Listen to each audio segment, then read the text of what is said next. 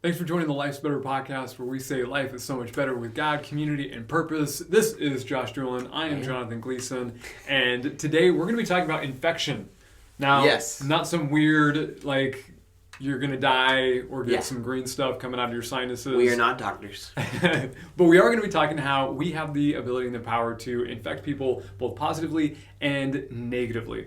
And so, Josh, in order to kind of introduce this, we're going to play a little game. Okay. I'm actually going to go the route of just the normal infections that we have, and you have to diagnose what it is. So I'm going to give you some symptoms, and you have to just, these are all common. But try to figure out what this guy has. We'll call it WebJD instead of WebMD. That's good. That's good. All right, so let's see if Josh is got his what is it? WebJD. That's my initials. Yeah, that's good. Yeah. If you can actually do this. All right, so this individual is sneezing. He's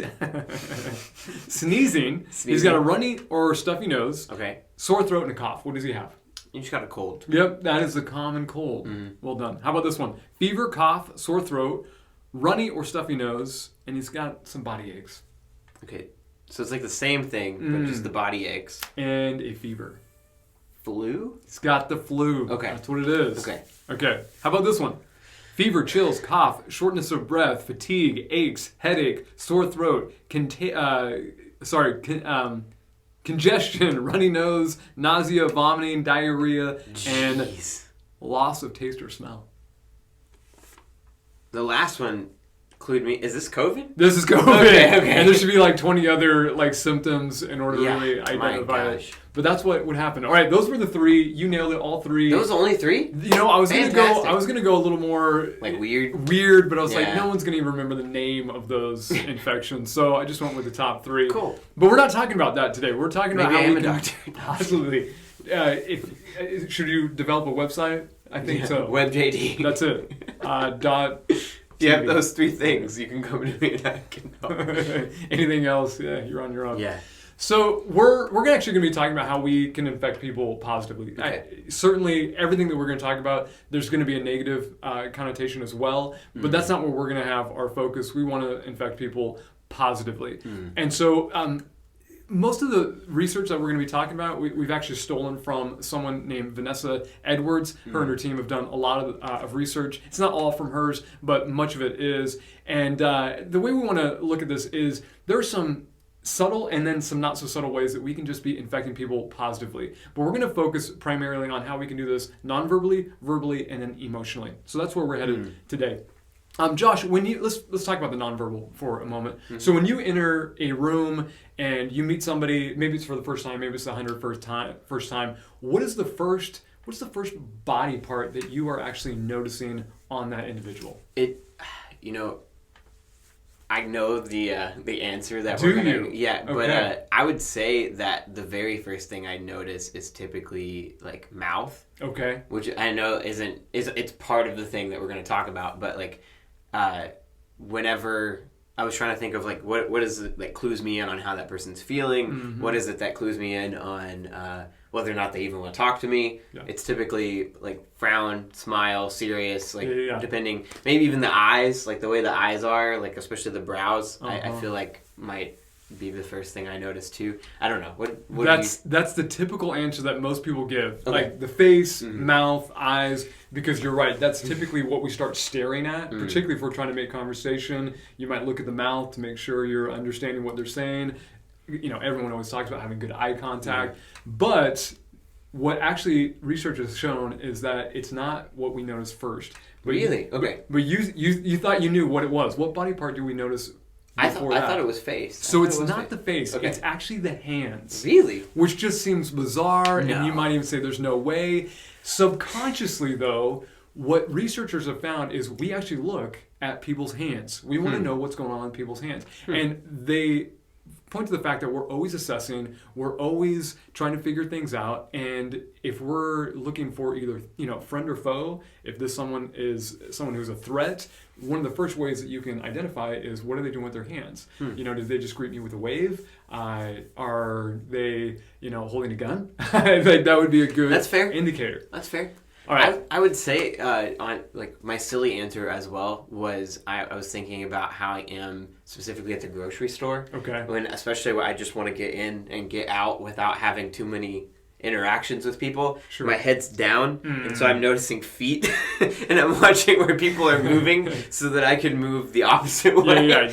There are obstacles to be avoided. Gotta know where their feet are. Sure. Yeah, that's my poor excuse for not having much contact with people and talking to you at the grocery store. If you see me, I apologize. He didn't see you, at least your face. He just saw your feet. Yeah. Couldn't recognize you from any other stranger. That's what it was. Okay, so now everyone who's listening online did not see what I just did. But if you're watching on YouTube, you did, and Josh certainly noticed something that I just did. I put my hands behind my back. Okay. Now, probably I have done something a little bit mean to your brain. Maybe if you're even on YouTube, you're like, okay, this is weird. Josh, do you feel a little less comfortable now that my hands are just chilling behind my back? It's a little confusing. It's a little confusing, for right? Sure. Like the thought is, what is he doing there? Yeah. Well, that's not a normal posture. Mm-hmm. Does he got something back there? Is he doing something? Like, is he setting me up for something? Mm-hmm. And even for those of you who are watching online, it probably just feels a little strange that you're just watching me with my hands behind my back. And the longer they stay there, the longer it's going to create some anxiety until suddenly I produce them. And let me ask you, does that just feel a little bit better? It does. It does. Weird, right? Mm-hmm. But that's how we are. We are people who notice people's hands. And it's important to understand this so that when we're trying to infect community in a positive way, to be mindful, what are you doing with your hands? Let's look at some research, again, done by Vanessa. So they poured over hours and hours and hours of TED Talks. Okay. So they looked at those that went viral and those that kind of just flopped. And one of the things that they noticed is those that went viral, those communicators on average used about 465 hand gestures. Whereas the ones that did not go viral, the ones that were kind of duds, they only used 272 hand gestures. And so they poured a little bit more time into this research. And one of the things that they found is like audiences just resonate with communicators that, first of all, like you, typically, I don't know if you guys watch this, but if you do, when I introduce Josh, what's like the first thing that he does? Right? He waves. He's saying, I'm a friend. We're good. No threat here, right? That's what good communicators do. They might even take the stage and they might even have their hands up and be like, hey, good to be here. So nice. And they have their hands out and they're doing something.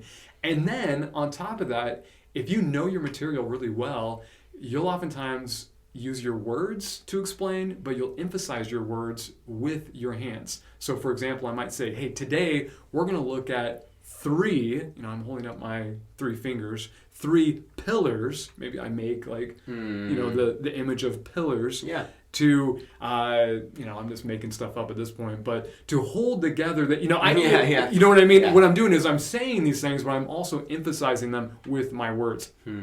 I'm curious, as a communicator and as someone who has listened to plenty of communicators, how have you noticed this to be helpful as either an audience member or someone who's trying to grab people's attention, particularly youth? I think that, and even just in myself, I've noticed that the times I start to lose my audience, like my students and their attention, is often when I've stayed too far or too long behind the podium and had my hands on the sides. Sure. And the moment that I walk off to the side and I gesture towards something is the moment all their eyes start coming back. And it's not even like, I'm sure that what I'm saying has a major impact on whether or not they're paying attention. But I've noticed when I'm moving and when not only my hands but my feet too, they're in. Yeah. And it's almost like you're, it's almost like you're acting, or in the improv space, a big idea behind being funny is just creating props out of nothing. So like this is really important with just comedy as well. So it's huge. It really does impact, and I'm sure whether or not you guys listen to Jonathan on a sermon on Sunday actually matters whether or not he's doing this. And just to speak to that a little bit, I love in our YouTube thumbnails for a really long time, every single time Jonathan was the head in preaching, he would have his hands out like this every time. And that was just like they would always take that shot. Mm-hmm. It's like, why are my hands always open? Am I doing that a lot while I'm preaching? But yeah, you're I don't know. You're expressing how big something is, I guess, and to be honest with you, as a communicator, I feel like I overkill like the hand gestures, and so when I heard that study, I was like, okay, maybe I'm not. Maybe this is actually helping people. I don't know. 470. It sounds like we're not doing enough. That's insane. Honestly, because like TED Talks, I mean, you're anywhere between like 12 and 20 minutes. They're not usually over 20 minutes at all. So yeah, that's a lot of hand gestures. Now, some of you are like, who cares? I'm not a communicator. I don't do improv. So how is this going to help me? I think one of the lessons that you can learn from this is anytime that you're in community with people, know that we're always assessing. Like, we're always evaluating. And our hands are one of those things that we can use to actually infect people positively. Mm-hmm. Whether it's just that, hey, I'm waving, I'm friend, hey, I'm shaking your hand, or, I mean, we've all had the opposite. You know, you walk in a room, someone's got their hands folded, their heads down, they've got a frown. I mean, that's infectious. It's going to bring a negative tone to that community.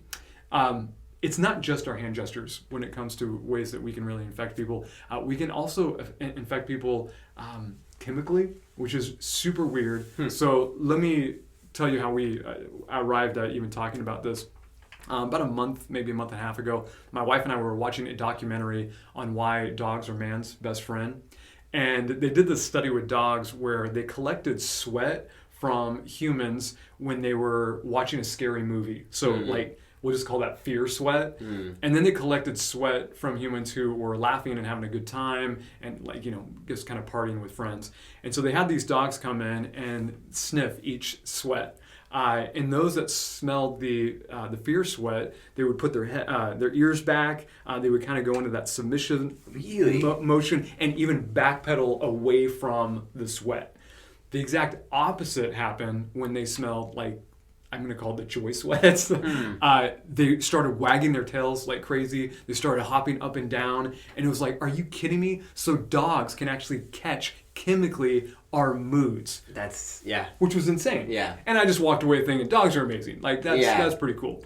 No kidding. Like a week and a half ago, I ran across some research that they did this almost the exact same experiment, but with human beings.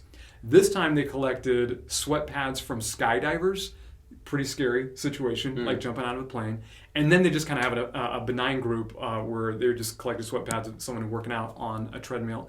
And then they put these people that did not know what they were smelling, they put them into an MRI machine and they had them sniff the sweat.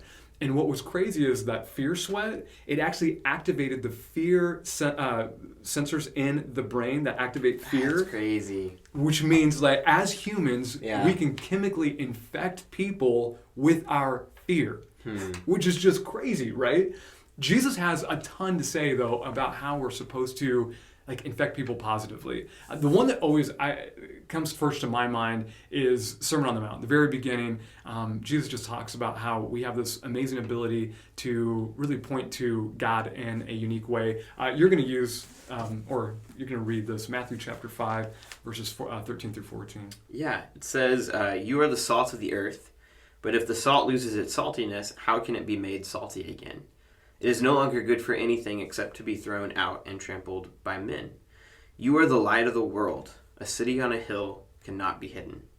So Josh, go ahead and give your 2 cents. What is Jesus trying to say when it comes to our ability, or really our focus when it comes to how we should be infecting people? Yeah, so this light that he's put in us is infectious by itself, as long as we're giving ourselves over to it and allowing it to be shown to others. Because we have this ability to also hide it, which is unfortunate. But when we show it, it's infectious. It causes other people to want that, just like light entering a room filled with darkness. But then, the opposite is also scary, because you can lose that saltiness. In fact, I want to kind of lean into that Which point. is funny that you mentioned sweat. Yeah, super tasty stuff. When it comes to you and I know both of us have this desire that because we've been transformed by Christ, we want to, be the flavor in our world, to bring that light that has come into our hearts into an otherwise pretty dark world.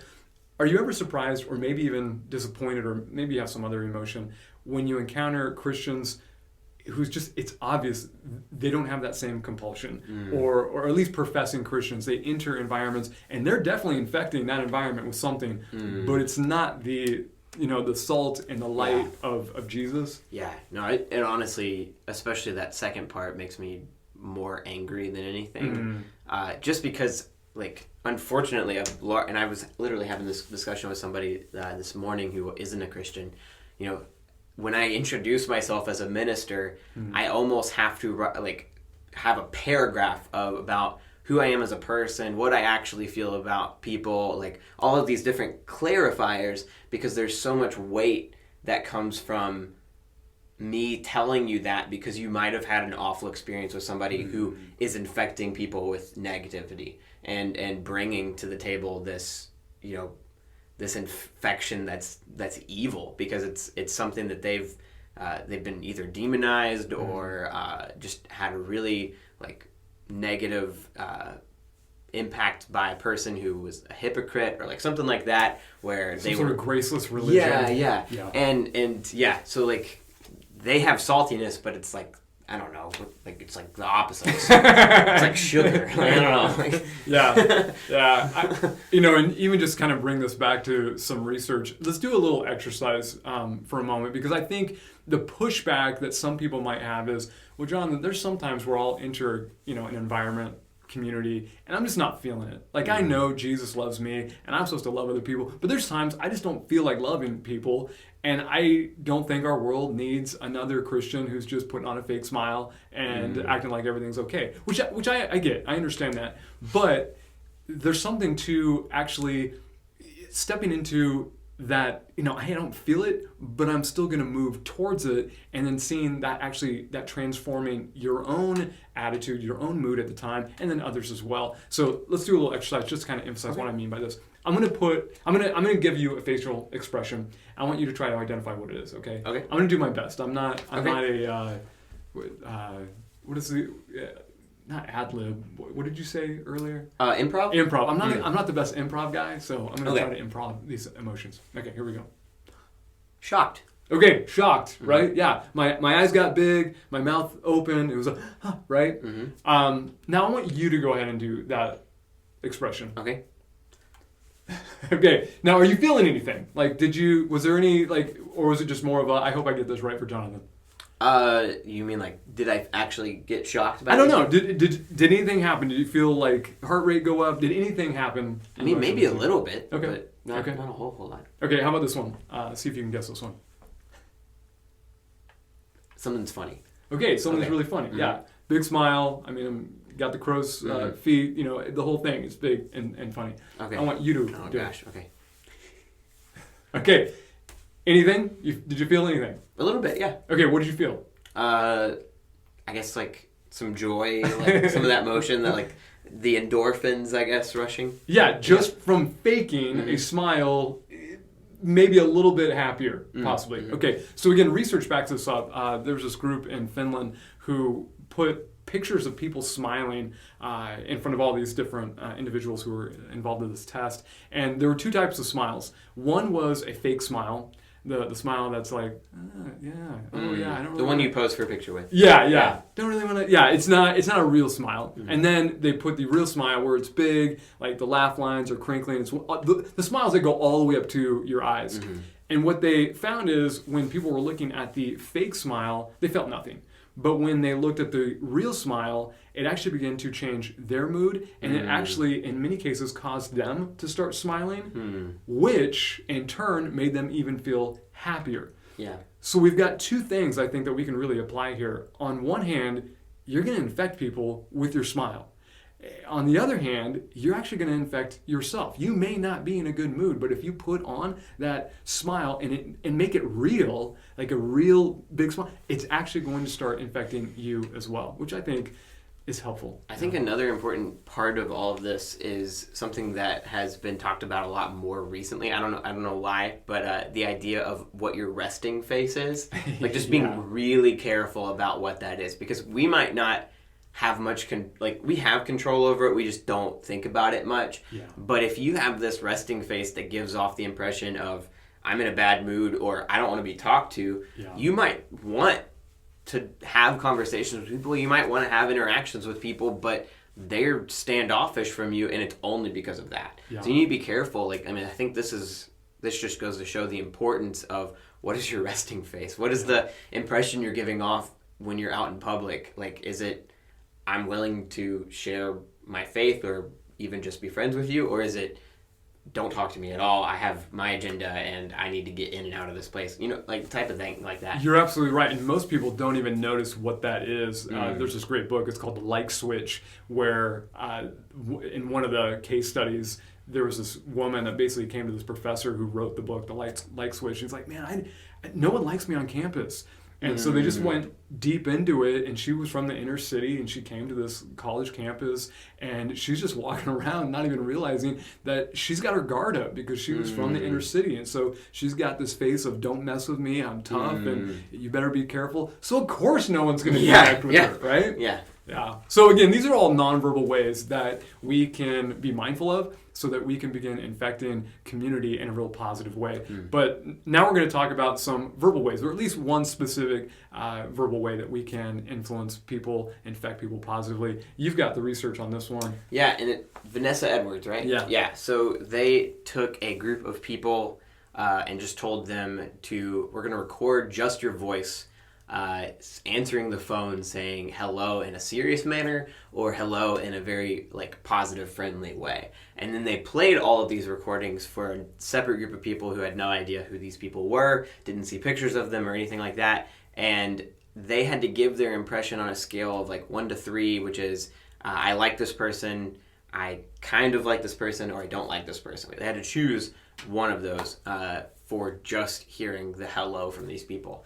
And their research proved that, or at least came with the conclusion that a positive and friendly hello makes people like you more rather than a serious hello. All of those people were rated much lower on the like scale, I guess. Let's hear your serious hello, Josh.